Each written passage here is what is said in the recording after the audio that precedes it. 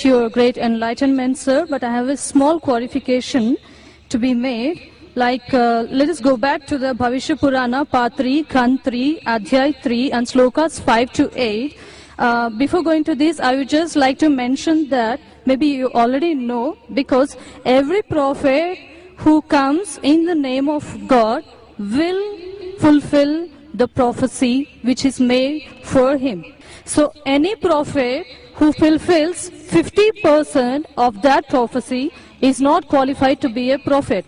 I mean, this is a simple logical thing. So now coming back to the Bhavishya Purana, you talked about the Malaysia leader saying that he is none other than Muhammad. Okay, now I accept the first half of the thing, of the sloka you said, but the second 50% which is still ignored.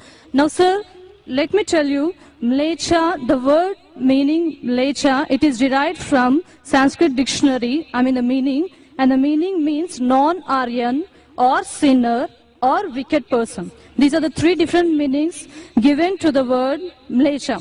So according to this, can Muhammad be a sinner or a wicked person? The second part is, the second condition of the prophecy is that he will belong to Marusthal, and in Sanskrit, land of death, because Maru, I mean it is derived from Sanskrit, Mru. Mru is death. And definitely it does not quoting to the land of Arabia, because it is a barren land or it is a battlefield. And next, coming to the third point of it, this prophecy also mentions that Malaysia leader will take bath in Panchagavya and in river Ganges. And it is a common truth, we know that Ganges means Ganga river, and we all know that Ganga is not in Arabia but it is in India. It is a universal fact. And coming to the taking bath in Panchagavya, the meaning of Panchagavya is 5 products of cow. And the products of cow is milk, curds, ghee, urine, cow dung. And now sir, coming to this part exclusively, this prophecy must be fulfilled by Muhammad, wherein if you show me at least single reference from Quran, wherein Muhammad has taken bath in either, in all these 5 products, that is milk, curds, ghee, urine and cow dung, I am ready to accept Islam today. Thank you, sir. Sister has rightly said that if the prophecy that you give, if more than 50% is not fulfilled, then the prophecy is wrong. I agree with you, sister. I agree with you. And I will answer all your 3 queries. Let's see whether you accept Islam or not today.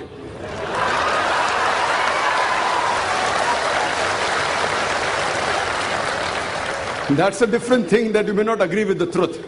I will speak to you. I agree with you. Malaysia, I agree with you, all your 3 definitions. Malaysia, one of the meaning is non-Aryan, meaning a foreigner. One of the meaning is sinner, one is a wicked person. That's the reason, like the Hindus, they call the Muslims as Malaysia. When they say that, they mean actually wicked and sinner. But the other meaning is also foreigner. As far as when I speak, when I quote from any scripture, while quoting and while taking the meaning, it's not necessary that if the word has got 4 meanings, then more than 2 meanings should be correct. No. Even if one is correct, the meaning is right. For example, the Quran says that don't have pig. Today, if you open the dictionary, one of the slang meanings for pig is a cop, means a policeman. So one meaning is pig, the other meaning is a policeman. But naturally the Quran and the Bible, when the Bible says in the book of Leviticus chapter number 11 verse number 7 and 8, in the book of Deuteronomy chapter number 14 verse number 8, and the book of Isaiah chapter number 65 verse number 2 and 5, when it says don't have pig, it doesn't mean don't have a policeman. If you are a student of comparative religion, if there are 10 meanings, even if one is correct, you have to choose the right one. 2 may be correct, 3 may be correct, all 10 may be correct. But even if one is correct out of 10, it can fulfill the prophecy. So here I agree with you, sister. Malaysia does mean non-Aryan. To Indian it will be a foreigner. And I said in my speech when I translated, a Malaysia means a foreigner. Now you want to go in the wrong way and say Malaysia means wicked here. That is a misunderstanding, sister. If you say the Bible says and the Quran says don't have a policeman, that means you're not a student of comparative religion, you are a novice. If any one of the meanings fulfill the prophecy, One more thing, if there's a doubt, there are 10 points I mentioned. All the others can't be refuted. Your second meaning, marustal. One of the marustal I do agree. Mar means death. But the other meaning of marustal in Sanskrit is a sandy track. You go back to the dictionary today and open. In our Islamic Research Foundation, we have a Sanskrit dictionary also, sister. I am a student of comparative religion. I do agree. One is a place of death. The other is a sandy track. So why are you taking the wrong meaning? That means you are going out of the way. So if you see the permutation and combination, all the other points I mentioned are 100% correct. Here also, you have to choose the right meaning. So one of the meanings of marustal means a sandy track or a desert. Coming to your third question. And you accepting Islam, inshallah. The third question that I mentioned in the prophecy, that Prophet Muhammad Sallallahu Alaihi Wasallam took a bath in the Panch Garv, in the Ganges.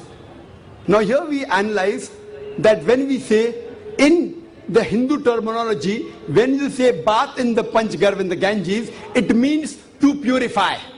One means actually you dip yourself in the Ganges, which I don't expect the Prophet came and dipped himself in the Ganges. It means to purify.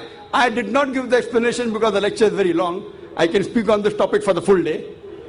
I did not give details of everything. I can speak on each prophecy for another few minutes, even for us together. So here, having a bath in the Panch Garv means purify. So depending upon the context, it doesn't mean a physical bath. And even if you physically have a bath in the Panch Garv, in the Ganges, not necessarily you will be purified. It is the philosophy of the Hinduism.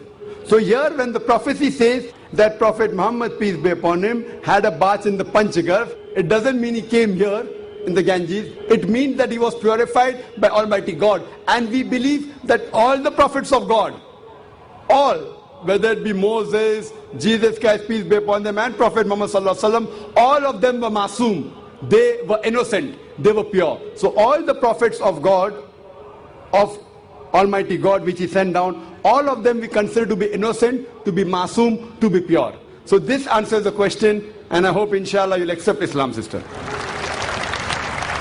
I would just like to throw some light. The sister had asked earlier question, 3 questions, and that reminds me that my daughter who had come last, she had said a song, "Don't talk to me about Muhammad," you know, peace be upon him. And the coordinator said, please pay attention to the words, what she's saying. And if you heard the words carefully, it's the Sirat of Muhammad Sallallahu Alaihi Wasallam, that once Muhammad Sallallahu Alaihi Wasallam was going, he finds a companion as a stranger.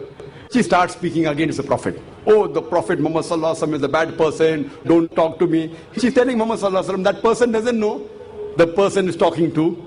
She tells to the stranger, that person on the road, that Prophet Muhammad is bad, don't listen to him, he causes disharmony, he teaches only about one God, blah, blah, blah. That's what my daughter was saying in that song. Later on, but she says, oh, you're a very good person. But I'm warning you, don't listen to that man Muhammad, peace be upon him. He's a rogue, Nauz Billah. He's a very bad person, Nauz Billah. And so on and so forth. But she says, you're a very good person. You're so kind, you're so loving. Please may I know your name? Then she says, pardon? What did you say? Am I hearing correct? Your name is Muhammad Sallallahu Alaihi Wasallam? Then she says, Ashhadu an la ilaha illallah wa ashhadu anna Muhammad Rasulullah. So when the traveler realizes that this person is actually Prophet Muhammad, peace be upon him, I have heard from other people that he is the wrong person, this person is so good, she immediately accepts Islam. So our dear sister, when she posed so many questions again, I thought it reminds me of my daughter when she was narrating the seerah of the Prophet in that song. The person, the traveler attacking Islam, attacking the Prophet Muhammad Sallallahu Alaihi Wasallam. But when she comes to know the truth, she says the Shahada. So inshallah our dear sister also will share the Shahada. And I really